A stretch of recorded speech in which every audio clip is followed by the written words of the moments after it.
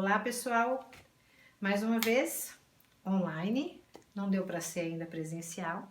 Vamos aguardar aí os próximos acontecimentos, né? Não dá para ter aquela troca de informação, tete a tete.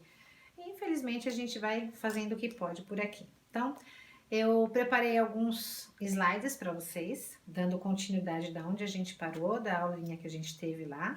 E qualquer dúvida que vocês tiverem no decorrer aí, podem, não dá para perguntar agora, né? Mas enfim, vocês podem perguntar pelo clipe, volta o vídeo, dá mais uma olhada.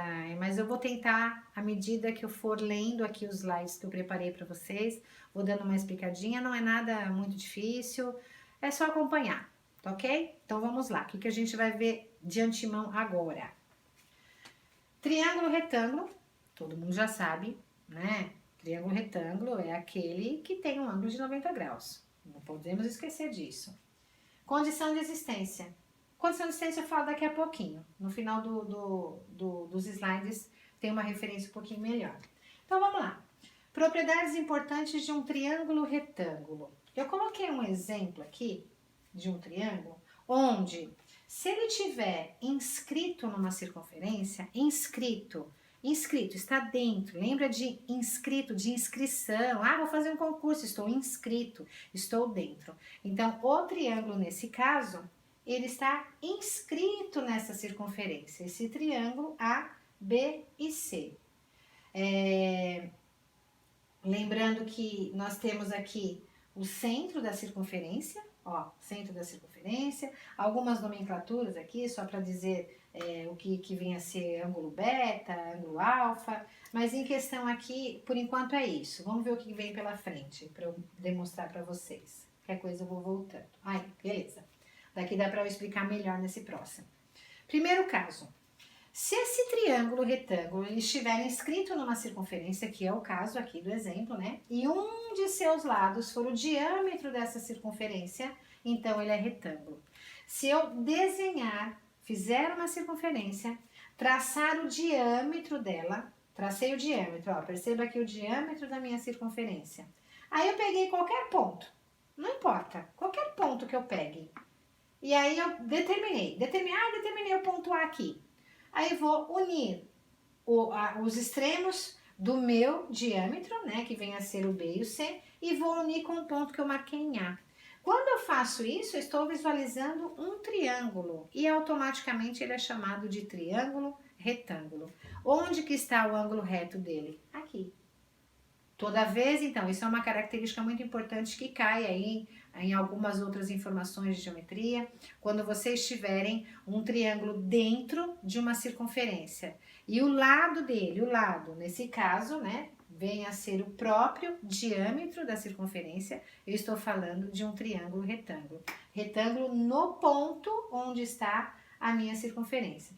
Que característica que eu vou ter quando eu definir que ele é retângulo aqui em A? Perceba que eu tenho aqui a medida de B até O e a medida de O até C, que são os raios, né, da nossa circunferência. E sabendo aqui que as medidas são iguais, automaticamente, quando eu tenho esse pontinho A, que nada mais é do que esse segmento aqui, que vem a ser o raio novamente. Então, também tem a mesma medida. Isso aqui é só uma exemplificação, né, digamos assim, para vocês saberem que essas três medidas são iguais. Automaticamente, o que eu percebi quando eu tenho essa medida, que é a mesma que essa? Olhando para cá esse triângulo, o A, O e C, eu passo a ter um triângulo isósceles. A mesma coisa acontece com esse outro triângulo aqui também, o A, B e O. Vejam que essa medida AO e a medida BO também são medidas iguais, são medidas congruentes também. Então, esse triângulo também é isósceles. Diante disso, eu consigo, às vezes, com algumas informações, descobrir a medida dos ângulos. Então, isso é importante a gente lembrar, beleza? Outra coisa, segunda coisa importante. Num triângulo retângulo, o ponto médio da hipotenusa, se ele é retângulo, eu já sei que ele tem hipotenusa. E a hipotenusa quem é? É o lado que está de frente para esse ângulo reto. Então, nesse caso, nesse exemplo que eu dei, é o lado BC. Voltando aqui, então, no triângulo retângulo, o ponto médio da hipotenusa está à mesma distância dos 3 vértices. Então, o ponto médio aqui, ó. E ele está na hipotenusa. Lógico, se tiver em outro lugar, não vai valer, né, gente? Tem que ser na hipotenusa, tá? Então, ponto médio na minha hipotenusa, sabendo que ele é um triângulo retângulo. Essa medida que está aqui, e essa medida que está aqui, e essa medida que está aqui são congruentes. Porque isso daqui me dá praticamente a ideia daquele outro triângulo que eu vi na minha circunferência. Então, quando eu traço o ponto médio no lado da minha hipotenusa e vou de encontro ao meu vértice, que está o ângulo reto, eu estou afirmando que esse ponto ele é equidistante aos 3 vértices, ou seja, ele tem a mesma medida sempre. Porque nesse caso, se eu voltar ao exemplo anterior, eu vou estar falando do centro da circunferência, que nada mais é do que o ângulo reto exatamente aqui, o ponto onde estaria a minha circunferência aqui, ó, que é o exemplo que eu dei anterior. Isso também é importante a gente ver, que isso aparece várias vezes nos exercícios aí. Tendo essa lembrança, a gente vai acertar as coisinhas que vêm pela frente. Tranquilo? Continuando. Condição de existência de um triângulo. Para construir um triângulo é necessário que a medida de qualquer um dos lados seja menor que a soma das medidas dos outros 2. Enfim, existem algumas condições para um triângulo existir. Nem todas as medidas me dão a condição de eu conseguir construir um triângulo, né? De repente eu falo, constrói um triângulo para mim com a medida tal, a medida X, a medida Y, a medida Z. Eu preciso realmente saber se eu tenho condições de construir esse triângulo. E qual é a ideia que isso vai me dar? O que eu tenho que seguir para saber se eu consigo construir esse triângulo ou não? Não tentar, né? Ficar lá construindo. Existe aqui essa referência que é o que eu vou seguir. Nada mais do que está dizendo aqui é pegar um lado do meu triângulo e esse lado ele tem que ser sempre menor que a soma dos outros 2. Então, supondo que eu pego o lado A, esse lado A aqui, ó. Se eu pegar esse lado A, ele precisa necessariamente sempre ser menor que a soma do lado B e o lado C. Isso tá valendo, mas isso tem que valer para os 3 lados. Aí eu vou no lado B. B tem que ser menor a A mais C. B, essa medida B, ela precisa ser menor que a soma desse lado com esse. Se for, tá valendo ainda. Agora, o último passo, que é o lado C. O lado C precisa ser menor que a soma de AB. Então, esse lado C precisa ser menor que a soma desses outros 2. Se tá valendo para as 3 situações, esse triângulo existe. Exemplo que eu vou dar agora, olha, para ficar mais fácil de vocês entenderem. É possível construir um triângulo com as seguintes dimensões? Então, eu dei as 3 dimensões. 10 centímetros, 8 centímetros e 6 centímetros. Será que eu consigo construir esse triângulo? Vamos ver.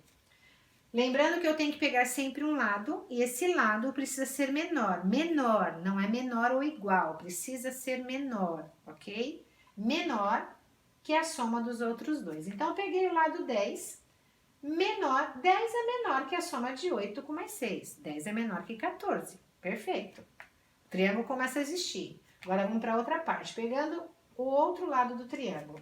8 tem que ser menor que a soma de 10 mais 6. 8 é menor que 16. Triângulo existindo. E por fim, a outra situação. 6 é menor que 10 mais 8? 6 é menor que 18. Nas 3 situações, bateu, o triângulo dá para ser construído. Eu consigo construir com essas 3 dimensões. Então, é possível. Vamos ver outro exemplo. 16, 9 e 5. Já na primeira situação, eu estou afirmando que 16 ele é maior que a soma de 9 com 5. Ou seja, 16 ele é maior que 14. Então, já caiu por terra. Eu não consigo construir esse triângulo. Se eu pegar o do meio, 9, ele é menor que 16 mais 5. O triângulo existe. Se eu pegar o último termo, a última medida, ou seja, 5, ele é menor que a soma de 16 mais 9. Só que nesse caso aqui, ó, não bateu. Então, basta um lado. Eu posso ter os 2 batendo, mas um não bateu. Não tem como construir esse triângulo. Tranquilo de entender essa parte? Se foi tranquilo, é o que a gente tem para hoje. Espero que vocês tenham entendido todas as situações. Se não, pode perguntar, não dá para perguntar agora, né, o tete a tete, conforme eu falei, mas manda mensagem no clipe, assiste as videoaulas de todos os professores, inclusive, que a gente está preparando isso para que vocês não parem aí, né, que a gente dê continuidade em tudo isso e vamos torcer para que na próxima a gente realmente esteja junto, ok? Um beijo em todos vocês e até a próxima!